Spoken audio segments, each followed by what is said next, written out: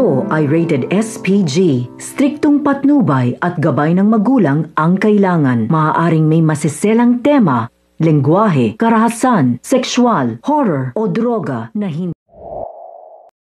Nagmakaawa nga itong si Lynette kay Josa nang magkita nga silang muli at sinabi nga nito ni Lynette na tumira nga muli itong si Josa kina nga Lynette at hindi nga ito pinahintulutan ni Josa dahil kaya niya pangaraw ang sarili niya at ito ngang si Annalyn ay gusto ngang makausap itong si Josa upang ang kumbinsihin na tumira nga muli kila Lynette upang sa gayon nga ay gumaan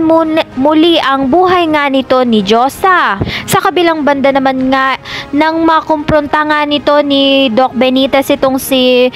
Doc Lyndon tungkol nga sa nakita nga ni Doc Benitez na 10 vials ng morphine sa bag nga nito ni Doc Lyndon ay blinakmail pa nga ni Doc Lyndon itong si Doc Benitez na kung tatanggalan nga siya ng lisensya ay sasabihin niya sa lahat ang katotohanan na hindi nga raw anak nito ni Doc Tanyag itong si Zoe at ang tunay ngang ama ni Zoe ay ito ngang si Doc Benitez. At nang magkausap nga sa telepono itong si Zoe at si Doc Benitez ay maririnig nga lahat ni Lynette na may tinatago nga itong si Doc Benitez. Kaya naman pinuntahan nga ni Doc Lyndon itong si Lynette upang ang ilantad na nga ang katotohanan na hindi nga tunay na ama ni